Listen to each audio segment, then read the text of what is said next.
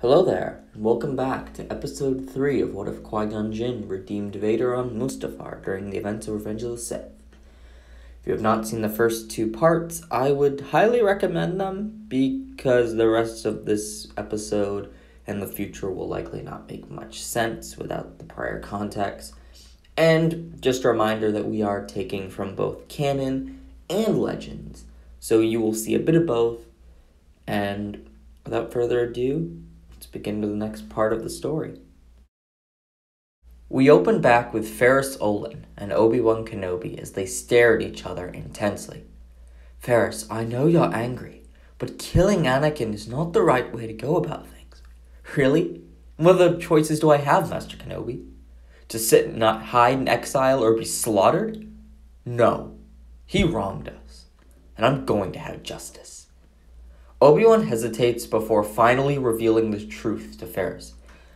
Anakin doesn't serve the Sith or the Empire. He's playing a double agent for us to one day overthrow Palpatine. Ferris simply stares at Obi-Wan in disgust. You think he can just change like that? He slaughtered hundreds of Jedi, including children. That doesn't just go away overnight. And overthrowing the Emperor. That's exactly what Palpatine accused the Jedi of doing to give him such political power. He'd only be playing into his hands. Ferris, I know things aren't in a good light, but our options are limited. Limited enough to trust a killer? There was a long pause of tension as Obi-Wan held up his hands in a stoic manner. Ferris, you need to calm down. Your anger is getting the better of you. I think my anger is pretty justified, Master Kenobi. I'm going to kill Skywalker and bring a new form of justice to the galaxy, and you won't stop me. Obi-Wan hesitates as Ferris returns to his ship. That is when, by his instincts, Obi-Wan goes to his own ship to follow. He can sense the dark side building in Ferris, and he can't let him go over to the dark side like Anakin did. We cut to Mustafar as Anakin arrives in his own ship along with the mask of Lord Momin in hand. The mask tempts Anakin to put it on, but he refuses, before finding a random Mustafarian and allowing Momin to dominate the figure's body and control them, as the spirit of Momin begins to speak. Mustafar, this planet was not always so corrupted. I don't care what it was, Momin. Only what it is, Anakin retorts. Momin scoffs as he nods, getting used to his newest form. Of course, you want access to the dark side nexus of Mustafar. But for what purpose would such a conflicted soul want such power? Conflicted? Face it, Vader. You know you're not fully committed to serving the dark side yet. Your soul isn't completely clean either. You are caught between two worlds of power, both clinging for you to make the ultimate choice. One you aren't fully sure you know the answer to. Anakin hesitates, but he knows that Momin sees right through him. Your job is to help me build my fortress and connect to the dark side, not ask questions. Momin nods, but Anakin can tell the Sith is in control of the conversation here. As Momin paces around and begins trying to locate the dark side nexus. How did you survive for thousands of years in your helmet? That's unlike any force power I've ever seen. I thought you said no questions. I'm the one in control here, Momin. Are you, Vader? Or does Sidious let you tell yourself that? Anakin sighs and accepts his position. All right, I'll answer your question, but you must answer mine. Fair enough, Momin accepts. I was an abomination to my people, my experiments and creations with life scaring everyone I knew. Then my master trained me in the dark side before I killed her. Then I searched the galaxy for places and experiments, and I was brought to worlds that I could have never imagined. Such dark places where legendary experiments were formulated. That was where I learned my immortality. Care to share some light on this dark place? Molman laughs and shakes his head. This is a place for the darkest of souls, and yours would crumble under the weight. Anakin scoffs at that, but now it's Molman who presses Anakin for answers. Now, Skywalker, answer my questions. I'm not loyal to Sidious. I'm just trying to save my wife from death, or keep her safe. But the Jedi don't trust me, and I doubt I can mask my betrayal from Sidious much longer. The Jedi don't trust you, or you don't trust them. I don't trust me for what I've done, and I don't trust them for the various bad decisions they have made. All my life they were so against me. They didn't stand with me or my apprentice during our times of need. They told me to just accept the loss of my loved ones and get over it. Didn't let me save my mother, would have let my wife die next. Moma nods. Both sides just see you as a tool to be locked up and used whenever they need you. But you're a Sith. Wouldn't you agree with Sidious? That abomination of a Sith? Absolutely not. Momin shouts. Sidious thinks that he can just control the dark side, make it subservient to him, but that's not how it works. We are to serve the dark side, create in its name, and continue its growth. What do you want with me, Momin? Why try to convince me to turn against both the Jedi and the Sith? Because both the Jedi and this false type of Sith need to die. And only you have the power to bring about their ends. And then what? What will I be to you then? Nothing, Momin admits. I'll be the one to take care of the rest.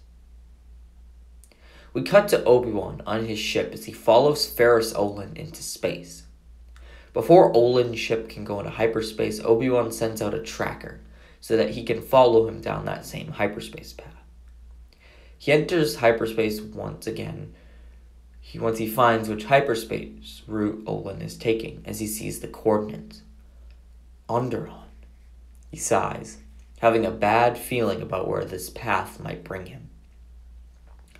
We cut to Bail Organa on Alderaan as he is looking over some data pads and is trying to send encrypted messages to any surviving Jedi, although he has struggled to find any at this point in time. Finally, he gives up and goes into the other room, where he sees infant Leia in her crib as she babbles to him in baby language. Bail smiles softly and gives her a silly face to make her laugh, as the doors to the room open, and we see Padme enter. Bail looks at Leia and tells her, "It looks like your mother's here." Leia seems to cheer up even more as Padme picks her up and nuzzles her close, as Bail watches with a smile. "I can't thank you enough for this, Bail. It's really no trouble.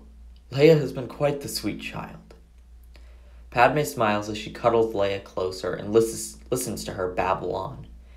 "Any word on surviving Jedi?"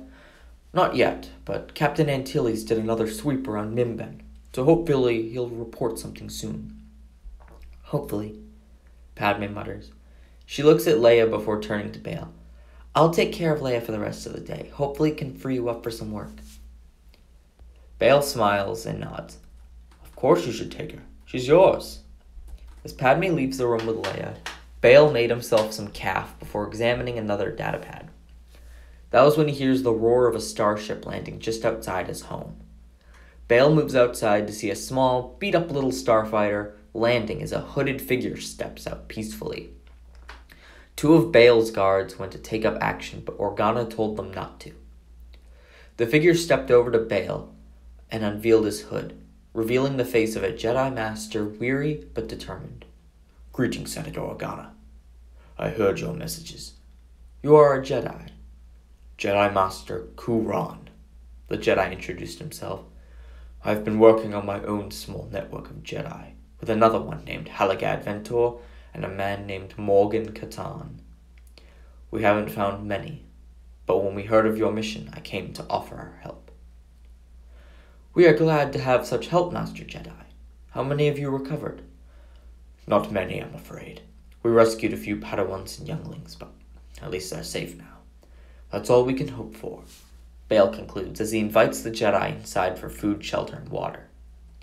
They go inside and sit down as Bail continues to ask questions to Master Ron. So where have you been keeping these Jedi hidden? On a planet called Ruusan, in a place known as the Valley of the Jedi. It's a force nexus strong with the light side that masks their presence from the Sith. Is there a way to get to Ruusan or guide other Jedi to go there? Unless they go to you and you guide them, or if they come to us. Otherwise, they are left in the dark. Bail nods as he sips his caf.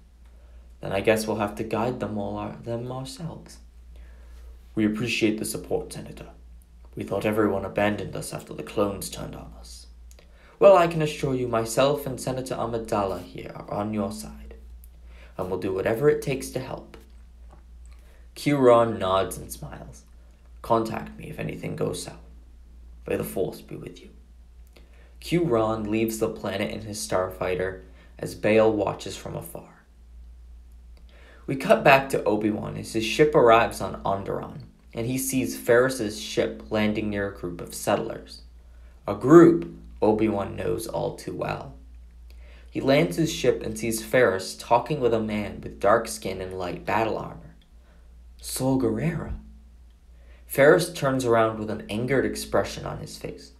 Why are you here, Kenobi? Kenobi? I thought Kenobi was killed.